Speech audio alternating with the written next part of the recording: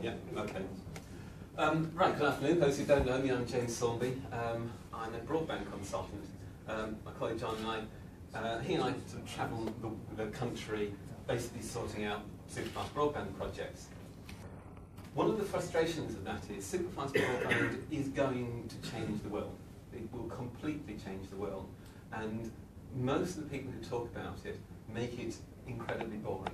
And I'm a bit frustrated about that. So that's the idea of using this facility. We want to try and give you some of the idea of what it's going to be like to have a super connected city and how it's going to be different. I've broken this down into 6 things. We all start with a C, so it's the 6 C's that change the world. And these are the different aspects of the internet. The internet, let's start with content. Content is what the internet is all about. First generation broadband was brilliant because it brought in Wikipedia.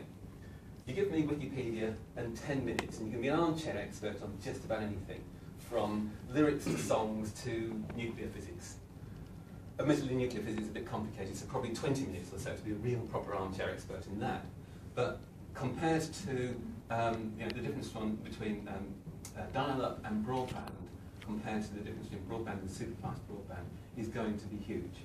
The amount of content that we'll be able to use and access is going to be enormous. It will come from all sorts of things. You'll see some of that upstairs. There will be drones in the sky feeding down content constantly, live content. There will be 3D content, 3D printing, everything. It is going to be completely different, and it will transform the way we think about things and the way we are able to communicate our ideas with clients, friends, family, whatever. Content is just going to change completely. Communication. Well, we all kind of got the idea of communication in the first generation. Suddenly, small businesses, however small you were, you could use professional level of broadband and email contact. So that kind of worked suddenly. Also, I was in BT, I was the head of the internet products. I launched BT's first voice over internet service back in 1998. Suddenly we could use the internet in a different way. We could use it as sort of voice over internet. Skype launched a service very similar to the one that I launched a few years later. Unfortunately, I'm not a multi-billionaire from launching mine, but there you go. I'm not bitter.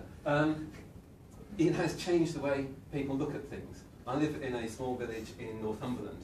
No one leaves the village except to go to Australia. I don't know what's wrong with the rest of the world, but they all go to Australia. So people actually were using the internet, and they were all taking broadband connections because they wanted to use Skype to see their grandchildren in Australia.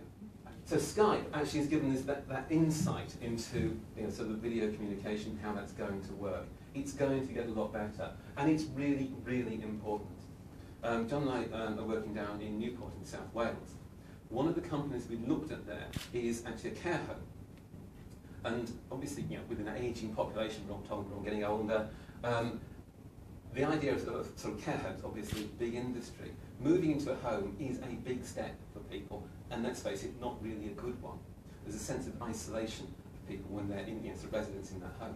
But being able to use Skype to be able to communicate out to their family and their friends means you're starting to sort of, in a sense, tear down the walls of that care home and make people and increase that level of access.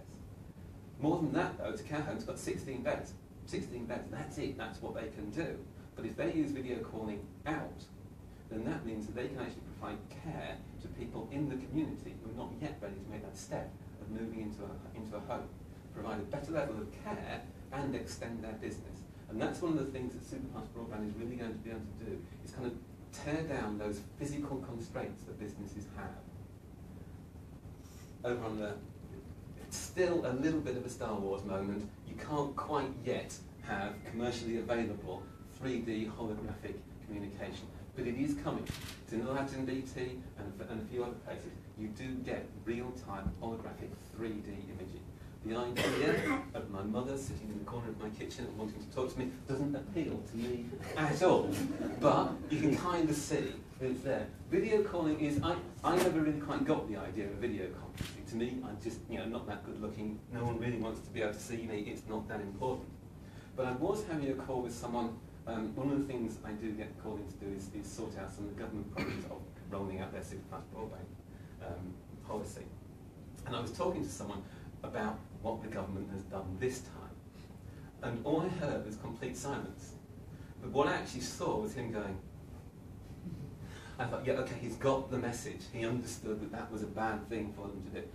Video gives you that depth of communication that is important and is going to change the way that we actually communicate with each other.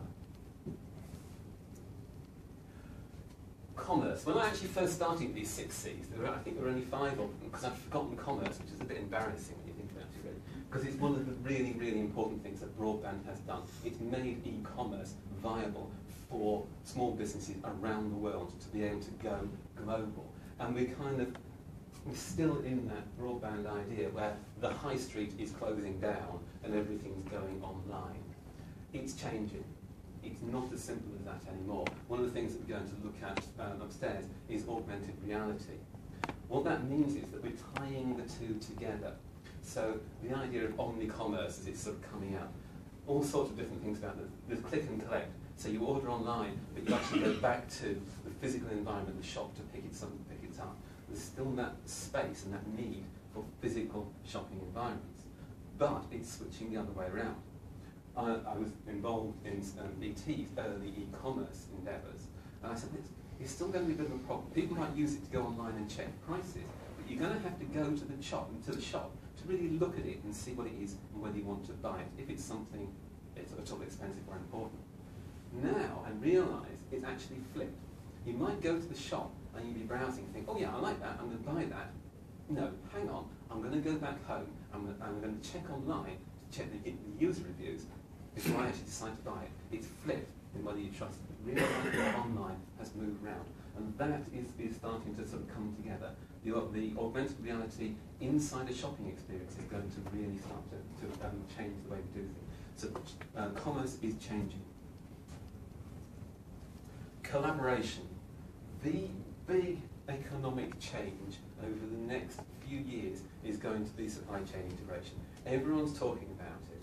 Now, here in Coventry, you tend to think of supply chain integration as in terms of automotive, and it's been very, very effective in sort of Jaguar Land Rover for a long, long time, where you get the small SMEs actually contributing to components to that manufacturing line that actually is integrated. They're delivered real time, just in time, as they're needed. That's kind of established. That is going to go through a whole load of other industries. We looked at a building company. They provide timber frames to the building industry. At the moment, they have problems with their broadband. So when they give them spec, they say, yeah, that's fine, we can do that. Could you just send it to me on disk? That's not going to work anymore. The building industry has changed to be much, much more. In fact, I was hearing an interview from one of the chief executives of a big building company. They've looked at Jaguar Land Rover and they're moving to that. So they expect when their planners do the plans for a new site, that all goes out to their subcontractors. They're expected to deliver the components on a truck to the right site in the right order to be charged as they are used in the same way the components are used on the Jaguar Land Rover assembly. That's really important. But it's changing in a completely different way. We've got Vicky Rose from Total Learning here. She's going to be talking to you later. But they're a company that really works with big companies. So we're seeing this in the pharmaceutical industry. The big pharmaceutical companies are getting rid of their research, and they're putting that out to specialist SMEs to take that research risk for them. What Total Learning does is they work with big companies to work out their training needs, and they integrate those into serious games training. But it's a matter of working with those big companies to give them that level of expertise that they couldn't really afford to have themselves. Even the biggest companies couldn't afford to have that themselves. So that's something that's going, and it's a major opportunity for small businesses around the world to work with some of the biggest companies globally. Computing. This is the big one. This is going to change the way we do everything from healthcare to parking, everything. That kitchen looks like a relatively ordinary kitchen. It's actually in Newcastle University. It is full of sensors. They are in absolutely everything. They're in the handles of the knives, they're on labels on the food, they're in the chopping block, they're in surfaces, they're on the floor, in the cooker, everywhere. They are all connected by broadband to a massive cloud computing system. And that means that that kitchen can learn and can think. So one of the problems with people with dementia and some other problems is they tend to cook the same things day in, day out. The same meal every day. And it doesn't matter how good for you that is, it means eventually you start to suffer from malnutrition because you're not getting a balance of vitamins and minerals. What that can do is say, yeah, okay, you've had that a couple of days, but these are the ingredients you've got in. Why don't you try this? Okay, and prompts you. And it can, you probably can't see, but it can actually put recipes and project them up onto the wall. It knows what you're doing, so it knows where you got to, so it can tell you what to do next. It really can, more or less, tell you how to cook a meal. Also, it can look for anomalies. So if it sees, 5 foot something of continuous pressure on the floor, not moving, someone's fallen over, let's get some help in.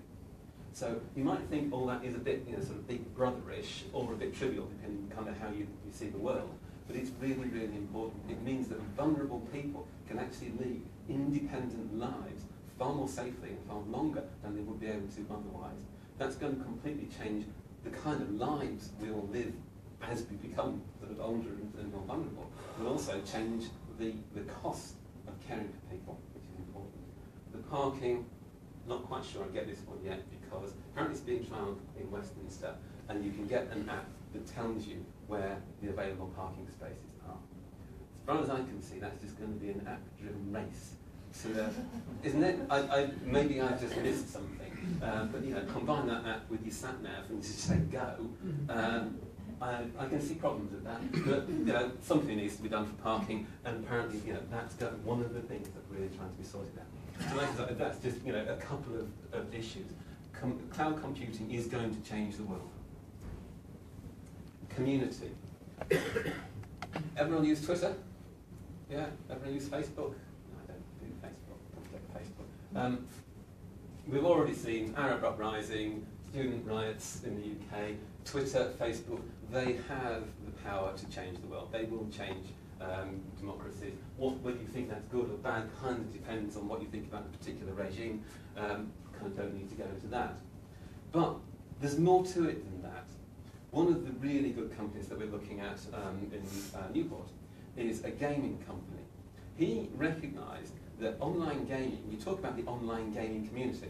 Well, he saw you could get 30 odd people playing a computer game online and no one spoke. No one said anything to each other. They might as well have been playing computers. But you get half a dozen of them together in a shop and you've got an event. You've got a real social event. Add them together and you've got shop playing shop online in real time and you've got a competition. He now runs sort of professional gaming, which I think is a bit odd personally, but you get professional computer gamers and he runs competitions between them. And people in his shop can actually compete against the global champions of particular games.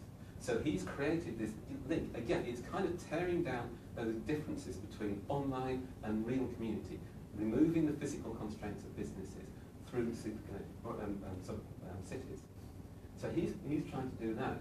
Again, looking at something that Total Learning were doing, they've got a learning game that's for leadership. What they can do is they have people playing the game, and that helps with their learning of the sort of leadership skills. But you can actually bring in experts to actually participate with them wherever they are. So they can actually come in, and you can start to really sort of embed that expertise, not necessarily in the software, but in real time, get real experts to say, oh yeah, this is how I would deal with that kind of situation. Completely transforms the level of expertise and learning that you can build into a game by building that sense of community in. And it's a global community, it's not just that local community. So those are kind of my 6 C's of superfast broadband that are going to change the world. The marvellous thing about this is if you don't like any of them, it doesn't really matter because they are going to carry on anyway. That's the thing about progress. If you don't like it, then it doesn't actually stop. You just get left behind if you don't take part. So that's the point of this. The project in Coventry, there's what, £2.4 million to go into small businesses. We want people to take that up because we want to join in.